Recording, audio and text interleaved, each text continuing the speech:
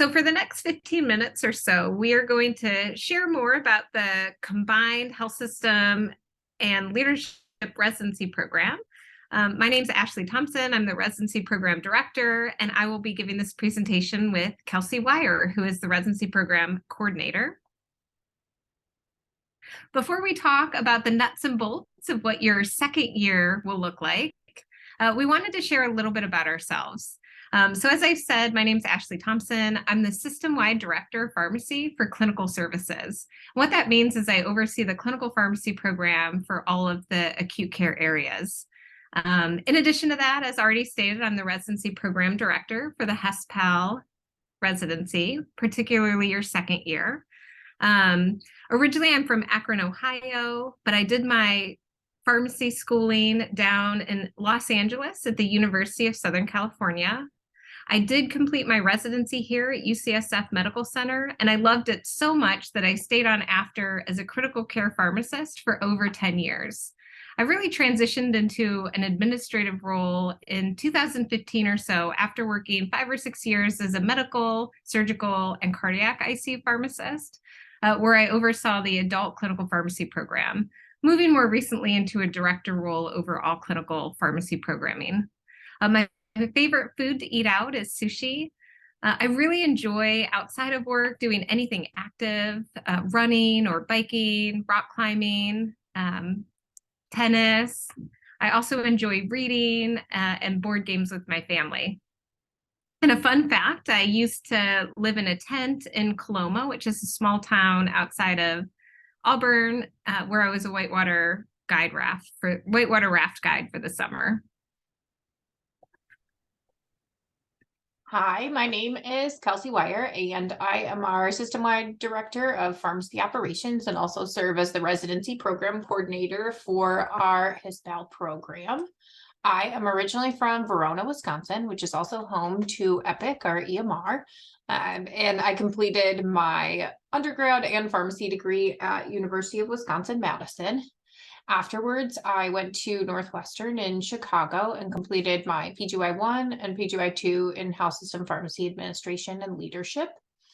My favorite food is ice cream, and some of the things I like to do outside of work, which San Francisco is wonderful for, is really anything active, going to the gym, running, hiking, skiing, golfing.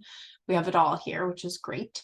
And a fun fact is that I used to be a dog walker as a side job in residency. And I'll turn it back over to Ashley. So talking a little bit about the nuts and bolts of the HSPAL residency program, you will be practicing at all of the different campuses across the pharmacy enterprise, really to give you an understanding of the clinical and operational workings of all of the different areas that we have. So Parnassus has adult services. You'll be rotating through UCSF Benioff Children's Hospital, which has a small adult patient population, but is mostly children's and OB. Mission Bay, adult services, as stated, Mount Zion, both the infusion and acute care hospitals, as well as our Owens production facility. Talking a little bit about our leadership structure, which has changed quite a bit in the last couple of years. We like to think of our leadership structure as matrixed, with having both vertical and horizontal organizational structures. What I mean by that is the vertical structures you can think of as a traditional pharmacy structure, where you have at a site a director of pharmacy, operational clinical managers, supervisors, technician leaders, and specialists. Because our enterprise has grown so much after the last few years, we also have a horizontal structure.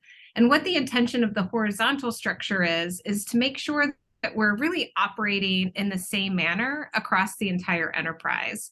So when we think about the operational lines, we have our clinical services, operations, med safety and regulatory compliance, ambulatory care services, and then business services. And the leadership structure in those horizontal lines typically includes an assistant chief pharmacy officer, a director of that service line, and then of course there's managers, supervisors, and specialists within that service line, that are part of both the horizontal leadership structure as well as the vertical leadership structure. When we talk a little bit about our core and elective learning experiences, we have a lot of rotation offerings. The way that your second year will be structured is each month you'll be on a different rotation. So, for example, in September, you'll be in pharmacy operations. In October, you'll move to clinical leadership. And what that transition looks like is you may transition from a rotation ending on a Tuesday and starting a new one on a Wednesday. And that's different than your first year, where they follow a week structure, where each rotation is 5 to 6 weeks, and you typically end on a Friday and typically start on a Monday unless there's a holiday. So each rotation is about 4 weeks. And you can see for the required rotation, we have orientation, advanced pharmacy operations 1, advanced clinical leadership, supply chain management, business and strategy, regulatory and compliance, advanced pharmacy operations 2, advanced clinical leadership 2, as well as executive leadership. And each of our required rotations, your primary preceptor will be either the director, the assistant chief pharmacy officer, or the chief pharmacy officer of that respective rotation. And we also have a lot of elective rotation offerings, and you will have the opportunity to pick 3 electives. They're listed here. So 340B management, health system informatics, ambulatory leadership, infusion service management, informatics and supply chain, which is a leadership, which is a Vizient external rotation, Apexis, which is 340B, academic leadership, because we are affiliated with the School of Pharmacy, specialty pharmacy, investigational drug services management, pediatric hospital leadership, and perioperative management. And then, of course, if you wanted to have a clinical rotation as elective, let's say you wanted more experience in neurology or critical care, we would be able to incorporate that as well as one of your elective spots. In thinking about our longitudinal PGY2 learning experiences, we have longitudinal leadership development, pharmacy practice management, which includes all of the conference leadership opportunities that you'll have, as well as overseeing and being the manager for our group of interns, of course, precepted by one of our supervisors or managers. You have a longitudinal quality improvement project, of course, a longitudinal research project. You'll be staffing on the weekends in an operational or clinical area. And then we incorporate a longitudinal ambulatory leadership experience where you have the opportunity to work with our director of ambulatory on various projects related to her area. So now I'm going to pass it over to Kelsey to talk about other unique PGY2 experiences. Thanks, Ashley. We wanted to call out some specific PGY2 learning experiences that are unique to the admin program, and then also emphasize some of the experiences that are the same offerings that you'll have as all of our other PGY1 residents. So some of those similar experiences are the teaching certificate, research certificate, and resident wellness programs, along with Lean Boot Camp, and also participating in diversity, equity, and inclusion training.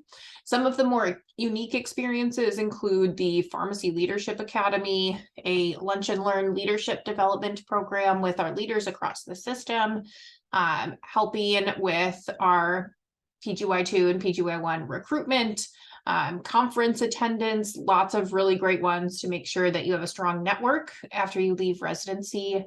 New hospital design planning. We're building a new hospital at Parnassus that is set to open in 2030. So really exciting and a unique experience, as well as helping design our strategic plan for the pharmacy enterprise. And on the next slide, I'll go into detail about the Pharmacy Leadership Academy. So this is a leadership academy that is specific to people in the field of pharmacy. And there are 7 different modules and domains that you work through, and it runs from July of the beginning of your second year of residency until June of the end of your second year of residency. And so these are really tailored to make you a strong pharmacy leader. And so you go through leadership influence, leading the pharmacy enterprise, leading system reliability, effective financial management, transformational change and innovation, strategic clinical leadership, as well as leading for sustained organizational and individual success. And this is an experience that is paid for by the UCSF pharmacy department. And we're also investigating the possibility of having a master's program included in the residency. We wanted to also highlight some of the spaces that you'll be able to work in. So one unique one is right across the street from the hospital at Parnassus. We have a wonderful library with an awesome view of the Golden Gate Bridge in the background. And we also have a sim center that is very state of the art and that you'll be doing simulation training in as well. For some of our food options, we have a lot. We actually have a pretty great cafeteria, which I feel like most places can't say. And it's really focused on sustainability too, which is fun. One of our food services directors has done a lot of great presentation on some of the more sustainable food options, and just lots of options there. And if you're not so interested in going to our cafeteria for food, we also have other chain options and small business options that are within 1 to 2 blocks of our Parnassus Hospital. In addition to food options and places that you would spend time at on campus, there are so many great places to explore within the city. The Parnassus main campus, which you would spend a lot of time at, is less than 1 mile from Golden Gate Park. And Golden Gate Park has so many great things to explore within. There is the Japanese Tea Garden, the DeYoung Museum, California Academy of Sciences, and also the Botanical Gardens. So lots of things to do right within walking distance. In addition to that, we also have so many outdoor activities that whether you're into hiking, running, or just looking at some great scenery, there's a lot of really fun steps and hills, plenty of hills, and so close to the beaches that you can explore as well. In addition to that, we also have the Ferry Building, which is kind of on the east side of the city, which is beautiful, has a fun farmers market inside of it and lots of little shops, and the classic Lombard Street, Palace of Fine Arts, Civic Center, and Symphony Hall. And the cool thing is that all of these are within maybe 4 miles of one of our campus locations. So really easy to get out and about in San Francisco. Otherwise, that is the end of our presentation. And if we haven't already gotten to interview with you, we look forward to doing that later today.